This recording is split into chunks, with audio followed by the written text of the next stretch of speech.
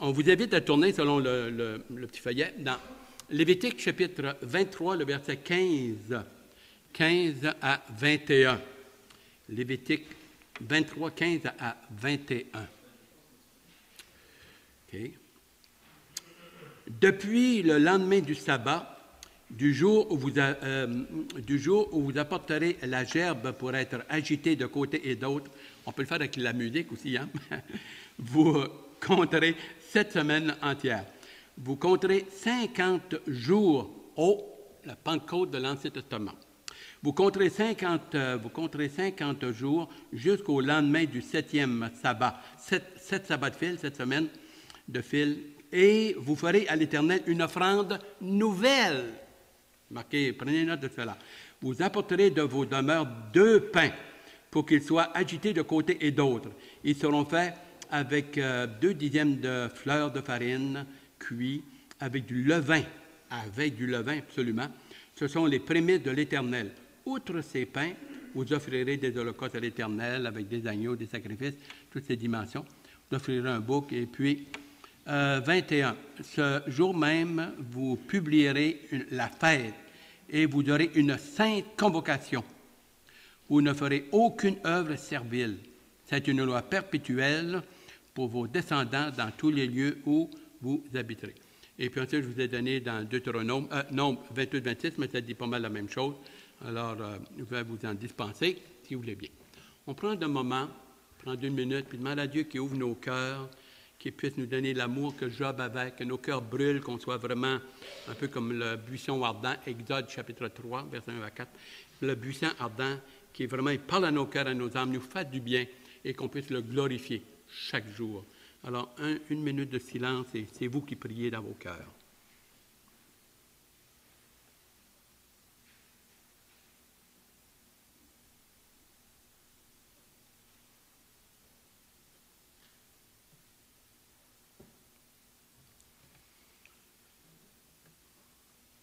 Seigneur Jésus d'amour et grâce et tendre Père, vraiment par ton Esprit Saint, réchauffe-nous, attire-nous de plus en plus à toi, vouloir nous consacrer, à te louer, te rendre grâce, à te chanter tes merveilles, tes attributs qu'on a pu voir dimanche passé brièvement, certains attributs de Dieu, ou la petite et une définition de Dieu très, très limitée et éphémère comparée à ce que tu es, et que tu nous dévoileras dans ta présence.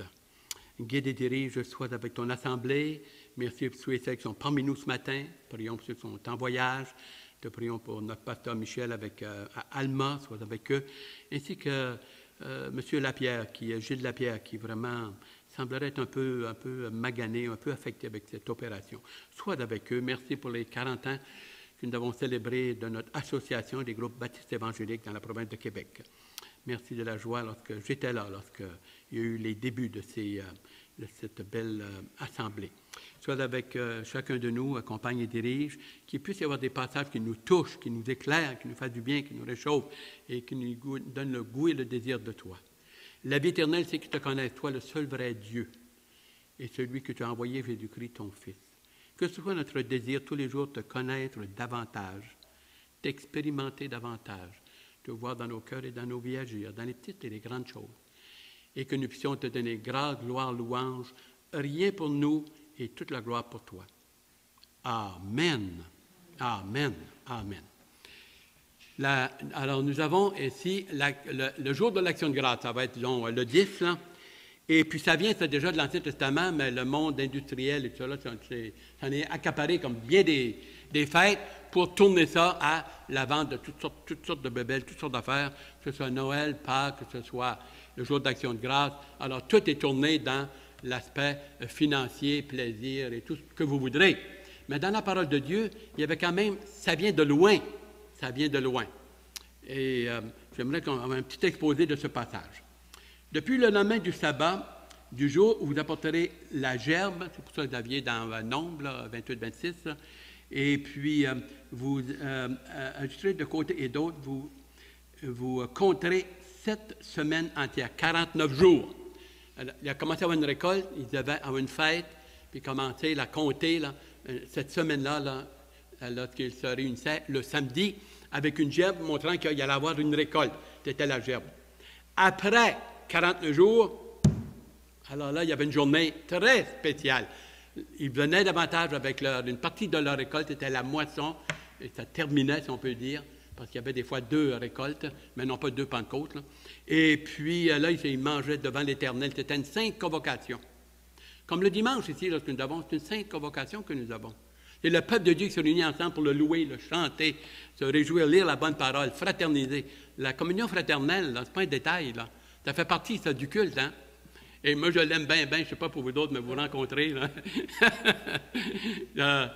En tout cas, je voudrais, si c'était possible, je pense que vous l'avez, mais en tout cas, au cas où, si vous aviez la joie que j'ai, quand je vous rencontre, je flotte.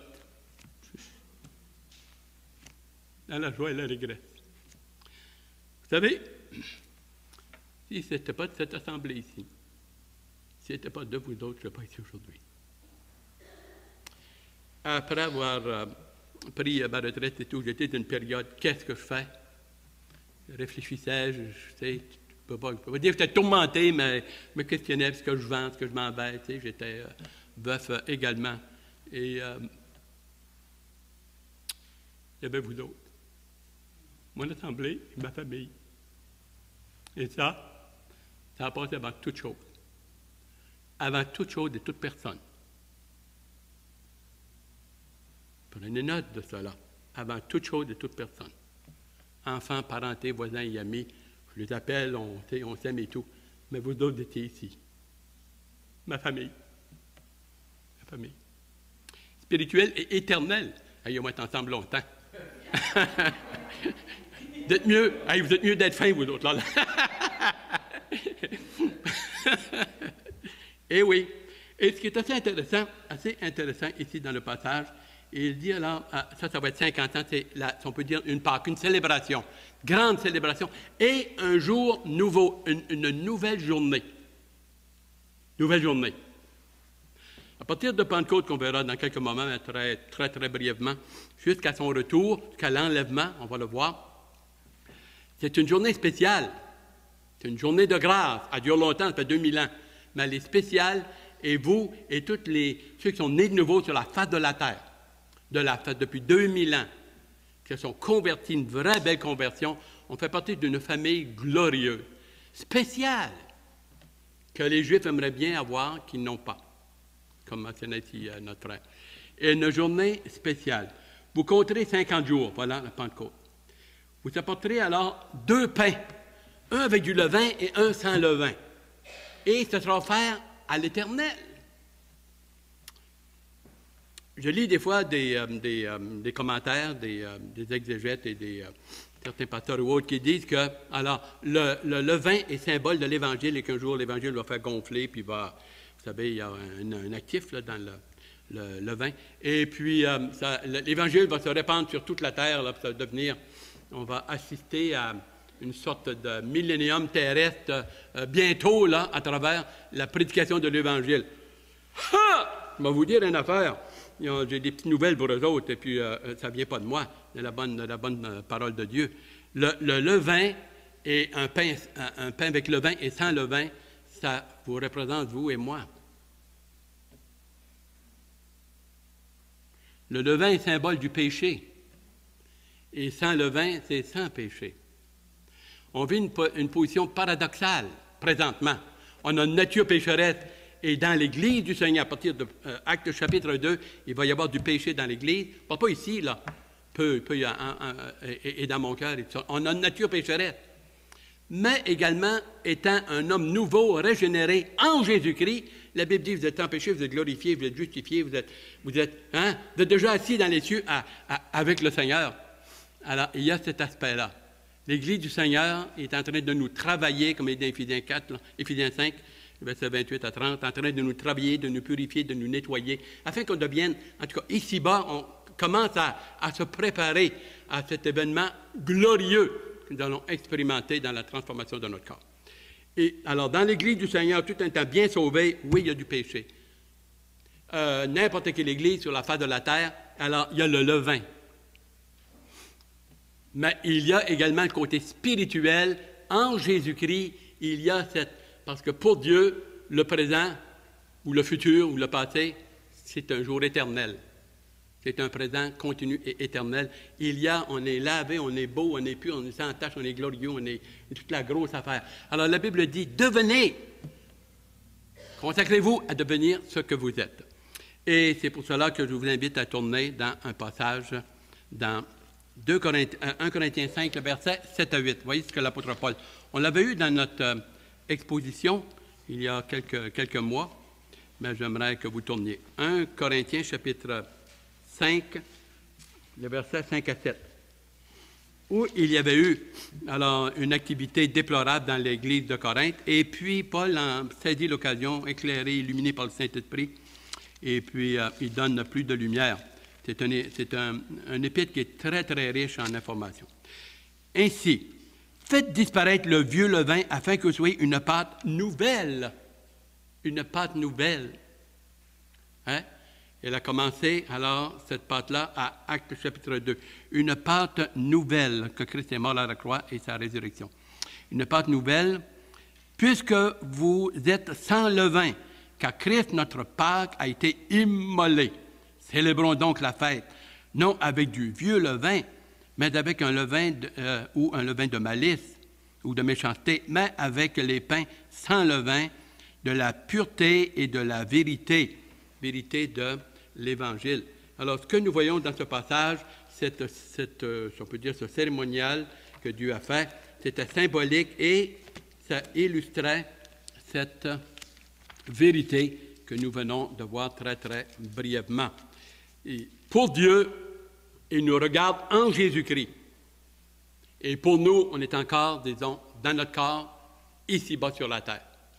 Le Seigneur nous a affranchis de l'esclavage du péché, mais non pas de la présence du péché.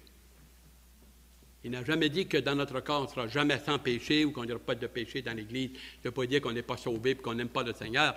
Ça veut dire qu'on a une chute ou on a glissé ou on a mal agi. Et le pardon est là. Le Seigneur dit dans Jean, chapitre 2, le verset 1, « Nous avons un avocat auprès du Père qui l'intercède pour nous, il monte ses mains.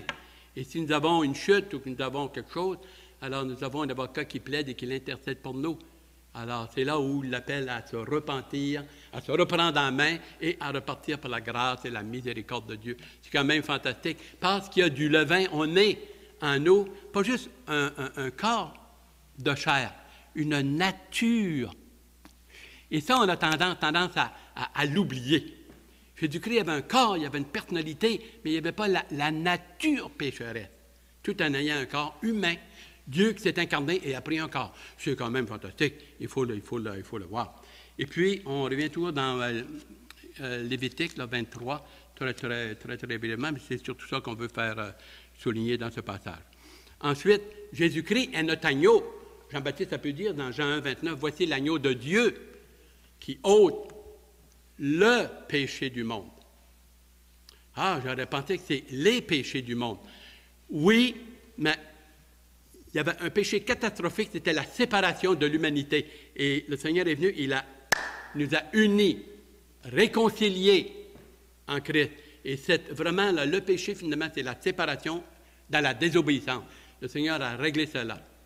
Et puis, par un acte de foi, qui est un acte d'obéissance, croire dans sa parole, il nous réunit de nouveau, et puis là, on peut dire, il recommence.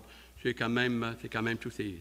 Alors, ces fêtes-là étaient symbolique pour préparer, et Christ est venu, et lui, il a accompli dans sa personne. La loi condamne.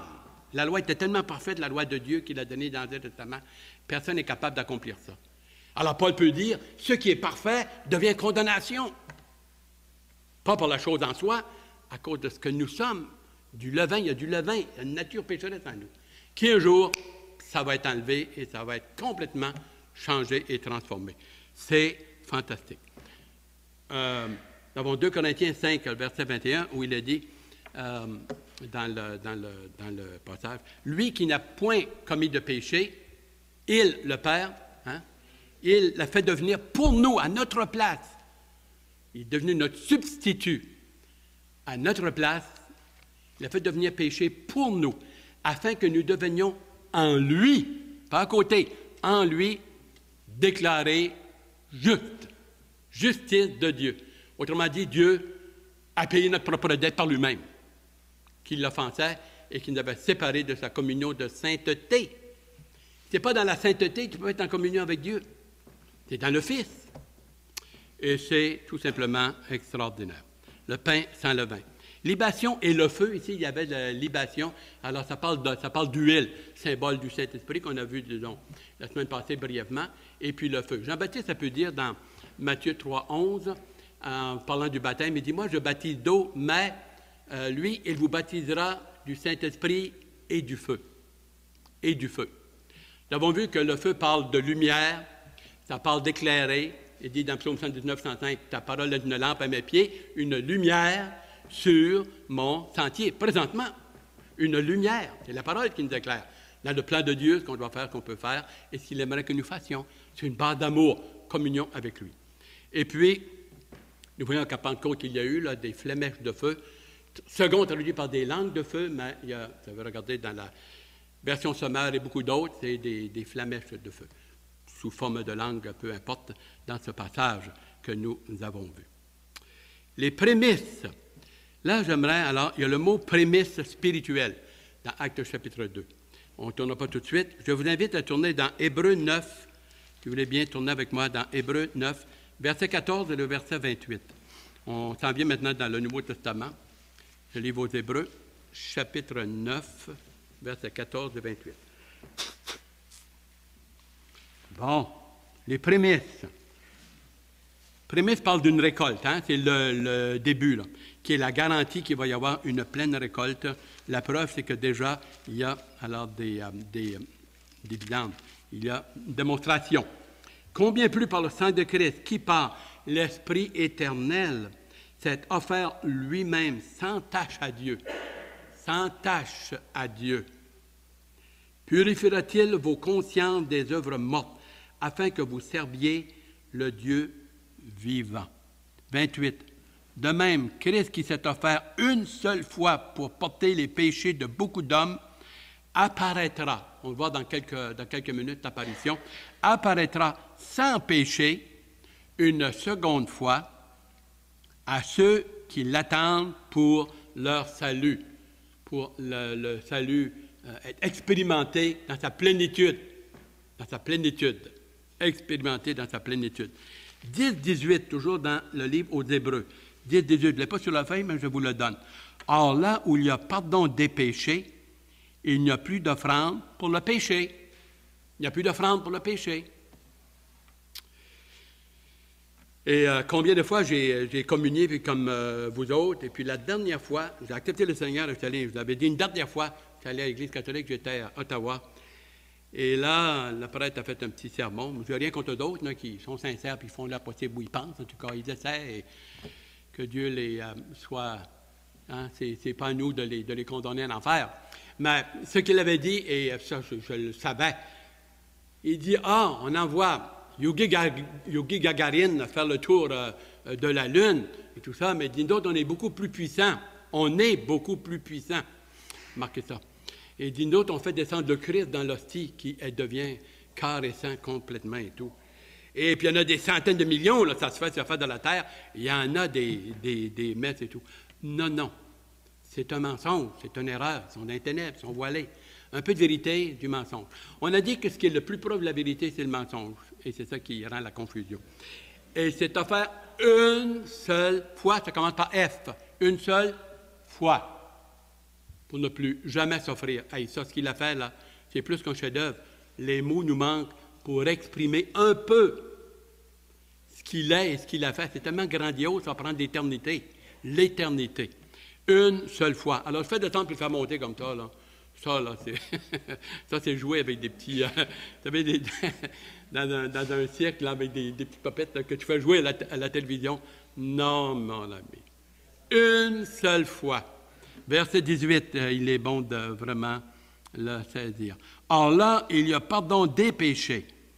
Il n'y a plus d'offrande pour le péché.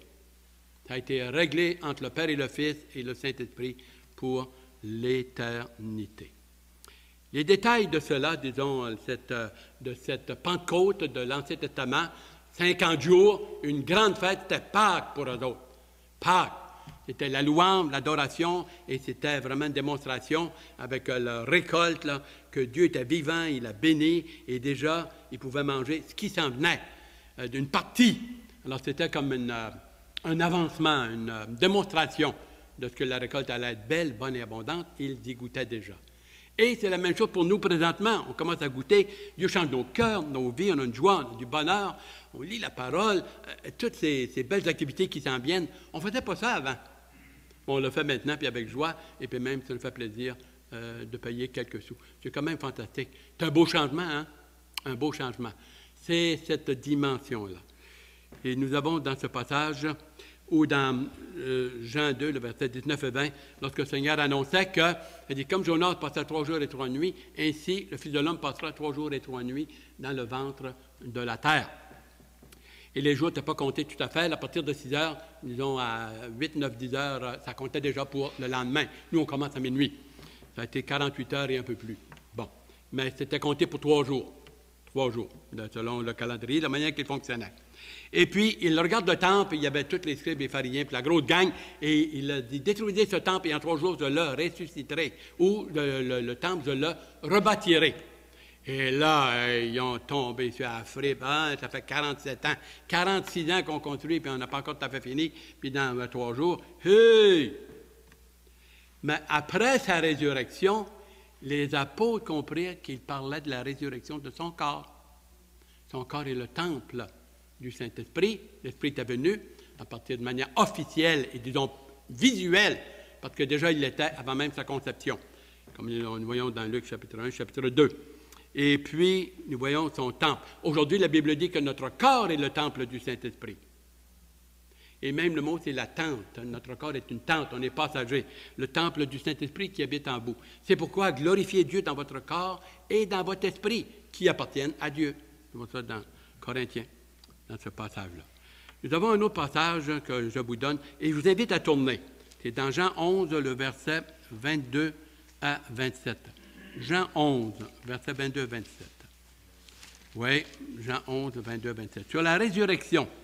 Parce que Pâques, finalement, ça parle de résurrection, de victoire à la vie, que la victoire sur la mort, sur la condamnation. Jean, chapitre 11, j'espère que vous l'avez, le verset 22 à 27. Bon, oui, vous l'avez? Mais maintenant même, ça c'est à propos de Lazare et sa résurrection qui s'en venait. Le Seigneur est arrivé un peu en retard volontairement, ça faisait 4 jours, et puis Marthe a dit, écoute, si tu étais venu, je savais que tu aurais pu faire quelque chose, mais là, ça fait 4 jours, il pue, il sent, ouf! Mais maintenant même, je sais que tout ce que tu demandes à Dieu, Dieu te l'accordera. Jésus lui dit, ton frère ressuscitera. Je sais, lui répondit Marthe, qu'il ressuscitera à la résurrection au dernier jour. C'est déjà très beau, il y a une méchante gang qui n'y croit pas. Dernier jour, Jésus lui dit, je suis la résurrection et la vie. Celui qui croit en moi vivra, même s'il meurt.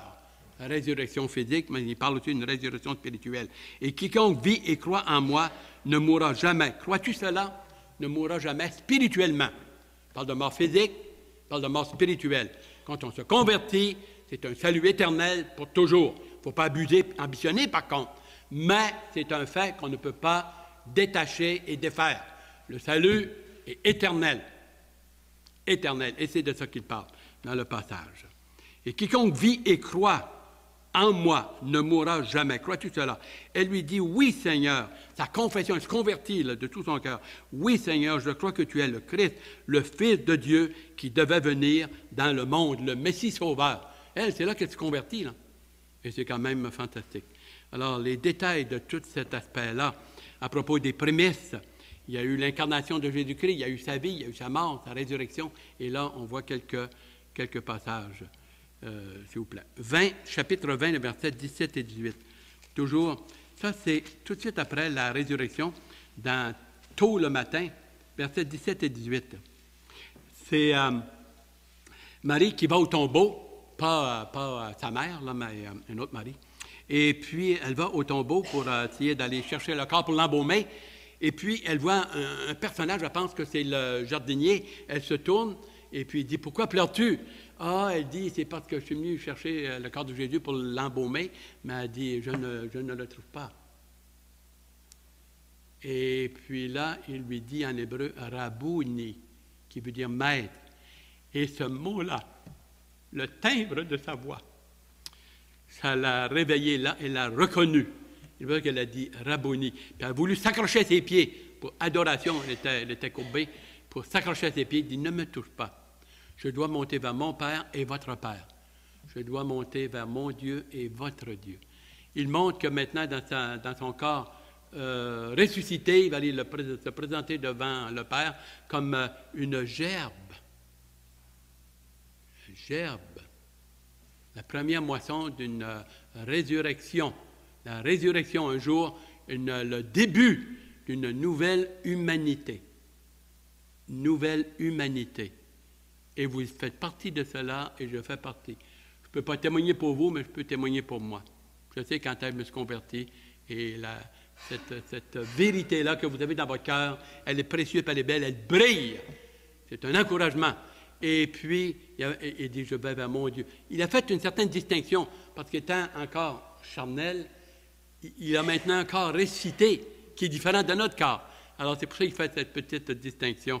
Et lorsque nous allons ressusciter, ça va être un corps transformé. Transformé. Nous le voyons. Le résultat, si vous voulez tourner dans Romains 5, versets 3 à 5, toujours dans la bonne parole, Romains 5, le verset 3 à 5, 15, 19, ensuite on est au chapitre 6. Romains chapitre 3. Par sa résurrection, on le verra dans quelques moments. 3, 5. Est-ce que vous l'avez? Mais si notre... c'était Romains 5 que vous avez donné, oui. Romains 5, j'ai dit 3? Dis-moi pas que vous êtes trompé. Romains 5, le verset 3 à 5. Excusez-moi.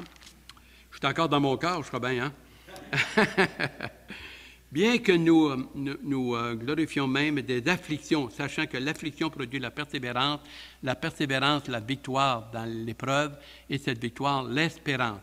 Or, l'espérance ne trompe point, parce que l'amour de Dieu s'est répandu dans nos cœurs par le Saint-Esprit qui nous a été donné. Par le Saint-Esprit qui nous a été donné.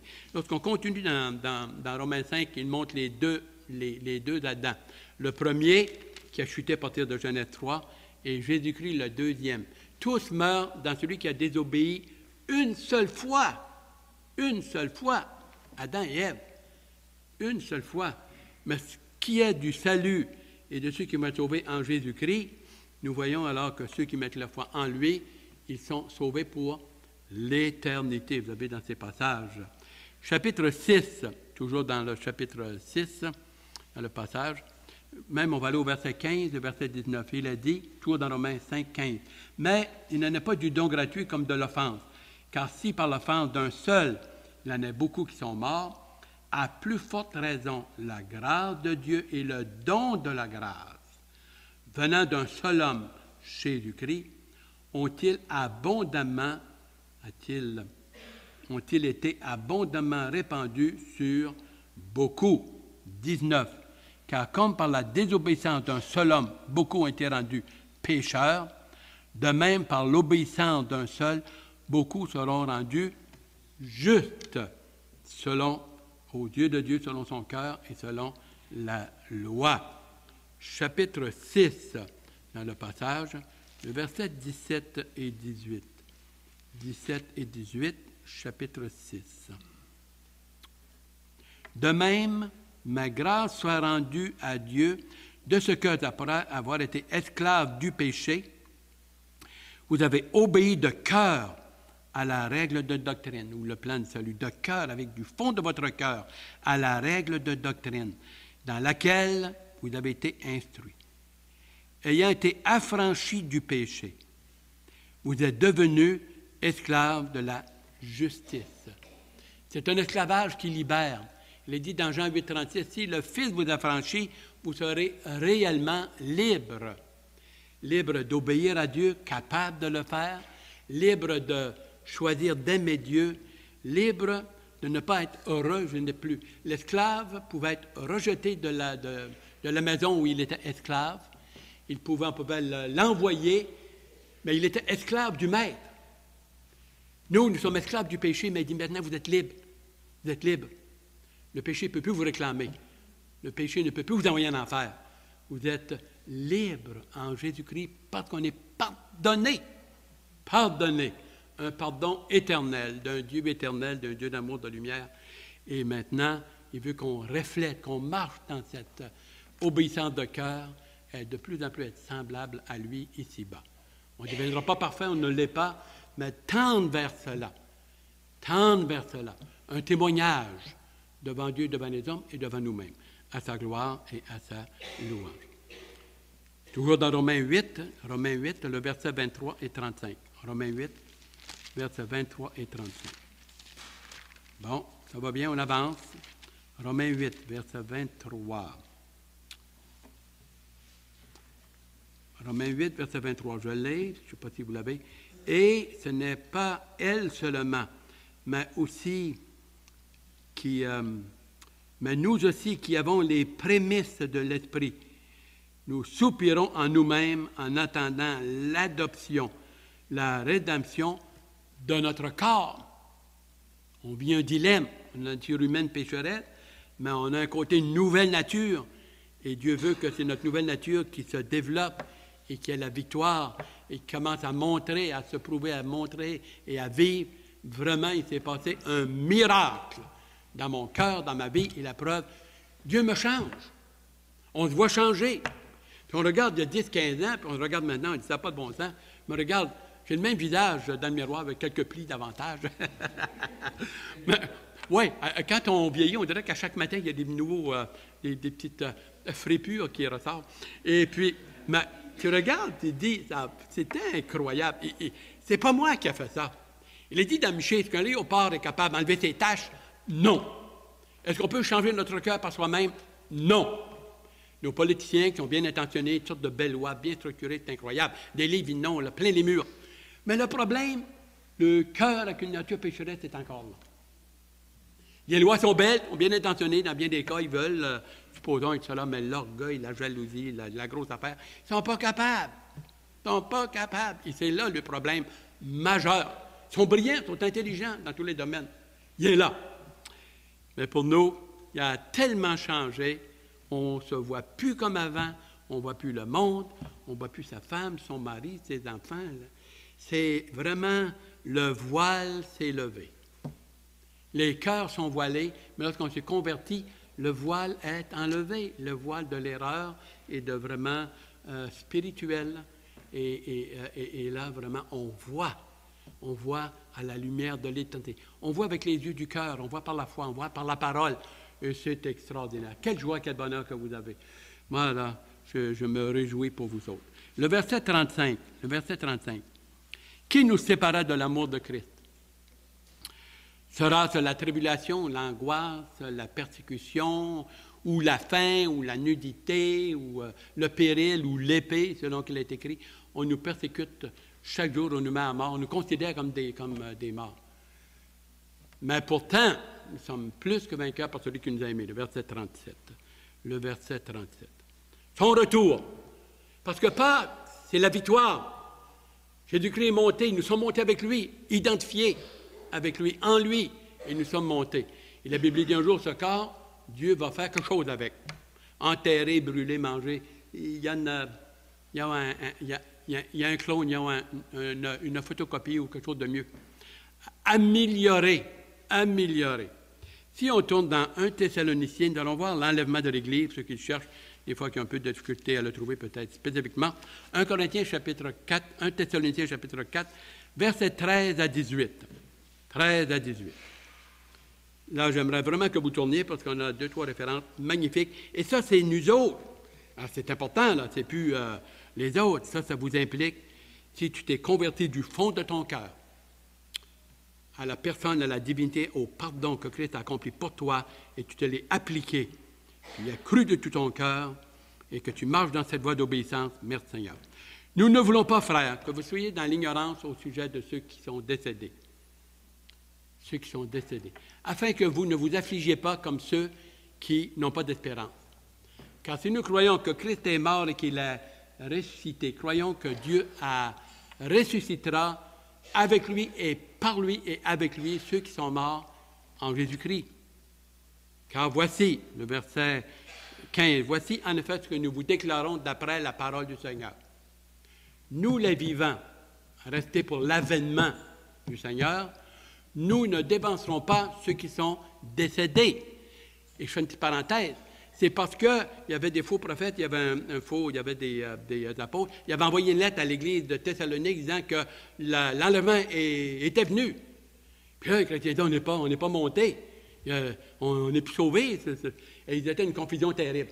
Alors Paul doit rectifier cela. Et il dit, écoutez bien les boys, prenez pas toutes de doctrines qui circulent et tout ce qu'on lit. Là. Et là, il leur met de la lumière et il leur montre vraiment la réalité. Il dit, ceux qui sont vivants, nous qui sommes vivants, et puis il y en a qui sont décédés, on va tous monter ensemble. Dans Acte 1, le verset 11, lorsque le Seigneur est monté sur des nuées, il est monté, là, les disciples le regardaient, et un ange leur est apparu et dit, pourquoi regardez-vous vers le ciel? Celui qui est monté, de la même manière, il reviendra. 11 et 12. Et puis le Seigneur leur avait dit d'attendre, disons, à Pentecôte là, pour cet événement spécifique-là. Il y avait un timing. Pendant 40 jours, il s'est montré à plusieurs reprises. Il y a eu une dizaine de jours là, où il était comme absent. Et lorsque la 50e journée dans les actes, sa résurrection, 50 ans, Lévitique 23, le verset 15 à 15, hein, c'était un peu comme prédit là, en symbole là, et en geste. Là arrive l'effusion du Saint-Esprit. Le Saint-Esprit a continué l'œuvre que Christ a commencée. Il a dit, il prendra de moi et vous l'annoncera, il annoncera les choses à venir. Et puis là, l'œuvre du Saint-Esprit, c'est de rassembler, de rapporter, si on peut dire rassembler ceux qui se convertissent, puis en former une famille spirituelle, appelée son corps. Pourquoi? Nous l'avons dit, parce que ça va être un mariage, une union pour l'éternité. Alors, si je me marie sur la terre, eh bien, ça doit refléter ce que je suis, ce que je vais être spirituellement avec Christ. C'est pour ça que la question de se séparer, puis divorce, tout ça, il faut agir comme ce que nous sommes. Et puis, devant ce passage, car le Seigneur a un signal donné à la voix d'un archange, au son de la trompette de Dieu. Descendra du ciel, acte 11, 12. Et les morts en Christ ressusciteront. Nous, les vivants qui sommes restés, nous serons tous ensemble avec eux, ceux qui étaient morts qui ont ressuscité, nous vivants, changés, et ensemble, nous irons à la rencontre du Seigneur dans les airs. Et ainsi, nous serons pour toujours. Et c'est intéressant, c'est un toujours absolu. Tu as des toujours qui ne veulent pas dire absolu. Ah oui. Il y a et ça, le mot, là, c'est un toujours pour ne plus jamais être séparé de lui. Ainsi donc, Thessaloniciens, Jean de Chicoutimi, de l'abbé, tous les nés de nouveau, consolez-vous, encouragez-vous par cette parole. Par cette parole. 1 Corinthiens, chapitre 15, versets 20 et 21, je vous tourne parce que là, on a de la lumière sur la résurrection de notre corps, qui est symbolisée par la Pâque, c'est la vie, la résurrection. 1 Corinthiens, chapitre 15. Et on achève. Ah, vous êtes patient, c'est beau. 1 Corinthiens 15, le verset 20 et 21. Bon. La résurrection des morts. Et puis, ça a toujours été mis en question et c'est vraiment quelque chose qui nous dépasse. Alors, croire vraiment qu'on va ressusciter, ce n'est pas quelque chose que nous avons vu ou que c'est vraiment un acte de foi dans la Bible. Et il y a eu, tant dans l'Ancien que le Nouveau Testament, il y en a qui ont ressuscité avec leur corps. Avant le déluge, après le déluge, et ça va être également maintenant. Et puis, là, il fait, à partir du verset 12, si l'on prêche que Christ est ressuscité des morts, pourquoi quelques-uns parmi vous disent-ils qu'il n'y a point de résurrection des morts? Ça, c'est la doctrine aujourd'hui de l'humanité et de toutes les religions. Ils n'ont pas d'espérance. Ils n'ont pas d'espérance. Et c'est farfelu, l'autre affaire. Et puis, il montre, là, il fait toute une rhétorique de montrer si ce Christ n'est pas ressuscité, nous ne ressusciterons pas, notre foi est vaine, on passe pour une gang de menteurs, pour des faux apôtres. On a dit que Christ allait ressusciter de la part de Dieu. Il l'a mentionné, tout cela. Mais maintenant, verset 20-21, mais maintenant, Christ est ressuscité des morts. Il est les prémices de ceux qui sont morts. Les prémices. La gerbe, vous savez, puis la première moisson que nous avions dans Lévitique, là, Lévitique 23, eh bien, Christ, lorsqu'il est monté se présenter, là, et ressuscité, ça nous dit, vous et moi, que nous autres aussi, on va ressusciter. C'est une preuve, un gage, un signe, une démonstration de notre propre résurrection. Pas par nous-mêmes, en lui et à cause de lui. À cause de la victoire sur la mort. Et puis, car puisque la mort est venue par un homme, c'est aussi par un homme qu'est venue la résurrection des morts. Et comme tous meurent en Adam, comme vous et moi, là, de même aussi tous revivront en Christ, mais chacun selon son rang. Chacun son rang. Mais chacun selon son rang. Christ comme prémisse, c'est arrivé, Actes chapitre, c'est-à-dire Jean 20, et puis à sa propre résurrection. Et puis, comme prémisse, puis ceux qui appartiennent à Christ lors de son avènement. Ça, c'est nous autres. Lors de son avènement. De quel avènement parle-t-il? L'enlèvement de l'Église, l'enlèvement de son peuple, l'enlèvement de la famille de Dieu par la puissance de Dieu. Ça, ce n'est pas notre problème, ça. Nous autres, là, on n'a qu'à y croire, qu'on y croit ou qu'on n'y croit pas. Si on est né de nouveau, l'idéal, c'est y croire, mais qu'on est né de nouveau, on monte. 50 à 53, il donne quelques détails. Puis, on achève. 50 à 53, toujours dans 1 Corinthiens 15. Ce que je dis, frère, c'est que la chair et le sang ne peuvent hériter du royaume de Dieu parce que c'est spirituel, c'est un autre monde, et que la corruption n'hérite pas de l'incorruptibilité. Voici, je vous dis un mystère. Nous ne mourrons pas tous, mais tous nous serons, quel est le mot? Changés, métamorphosés. Une métamorphose instantanée, métamorphosée. Car en un instant, en un clin d'œil, à la dernière trompette, la trompette sonnera, et les morts ressusciteront incorruptibles. Et nous serons changés. Nous serons changés. Le verset même 54. Car il faut que ce corps corruptible revêt l'incorruptible et que ce corps mortel revêt l'immortalité. Pas capable d'entrer au ciel avec un corps de chair, charnel comme on est là, un corps mortel, faible, mais non, c'est une métamorphose extraordinaire. La Bible appelle ça le corps spirituel. Et là, on va être capable, alors, monter dans les airs. Essayez donc de monter, là, juste comme ça maintenant, là. Vous savez, j'ai de la misère de monter dans une échelle. Mais par la force de Dieu, on va monter ensemble, la famille de Dieu. Avec des centaines de millions. La chorale puis la musique, là, il va en avoir. Là, on va chanter au bout. Laissez-moi vous le dire. Il y a de l'allégresse, de la louange. Et on va être dans la joie extraordinaire. Et il est dit, il y a d'abondantes joies devant la face de l'Éternel. Alors ça, c'est ceux qui l'entourent, les anges et l'assemblée, ils vont chanter et toute cette dimension-là. C'est tout simplement sublime. Ensuite, dernier point. Hébreux chapitre 11, 35. C'est un beau petit point que je veux vous apporter. Je l'avais vu, c'est pas souvent, je ne sais pas si vous l'avez remarqué, et puis on va aller avec ça. Il nous reste 2-3 minutes, tout est bien beau. Hébreux chapitre 11, le verset 35. Regardez bien cela. Je ne sais pas si vous l'avez peut-être remarqué, mais je vous soulève. Des fois, j'aime soulever des feuilles, là, quelques petites feuilles. Verset 35. De même, recouvrèrent leur mort. Là, il parle de tous ceux qui ont mort martyrs, puis tout dans le livre des Hébreux. Des femmes recouvrèrent leur mort par la résurrection. D'autres furent livrés au tourment et n'acceptent point de délivrance. Ah non, pourquoi? Pourquoi? Afin d'obtenir une meilleure résurrection. Hein? Meilleure résurrection? Big deal, c'est quoi cette affaire-là? Ils auraient pu s'en sauver, mais ils n'ont pas viré de bord, ils sont allés jusqu'au bout et ils ont été massacrés, tout cela, en vue d'une meilleure résurrection. On va tous se ressusciter. On parle de quoi ici? C'est que dans l'État massacré, puis dans les martyrs qui étaient là, et alors, ils savaient que ce que tu fais sur la terre, c'est pas ça qui te sauve, mais quand on va arriver dans la gloire de Dieu, on va récolter ce qu'on a semé. Il y a des degrés de gloire. Et étant rendu, étant massacré dans toute cette dimension-là, dans l'Ancien Testament, ceux qui ont été.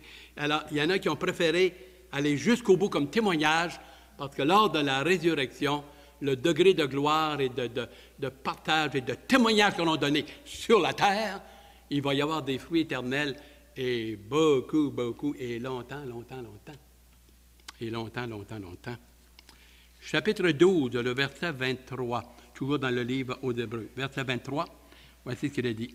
« Et de l'assemblée des premiers-nés inscrits dans les cieux. » L'Église, l'assemblée des premiers-nés inscrits dans les cieux, du juge qui est le Dieu de tous, des esprits des justes parvenus à la perfection. Ceux maintenant qui sont morts spirituellement, ils ne reviennent plus nous visiter. On regarde des fois des enterrements et tout, là. Tu sais, là, écoute, là, je t'aime, là, puis il parle un mort, je sais que l'Esprit se promène ici, je t'aime, et puis ils vont écrire un petit mot, puis une petite lecture, puis la grosse affaire, là. Non, non, si tu n'es pas né de nouveau, là, oublie ça. Si tu es né de nouveau, tu n'es pas là non plus. Déjà, tu es dans un état de perfection et de béatitude avant le tribunal. Alors, l'assemblée des premiers-nés, inscrits dans les cieux. On était déjà inscrits dans le livre de Dieu avant même de naître, dans la pensée, dans le cœur de Dieu, avant même qu'il ait créé les anges.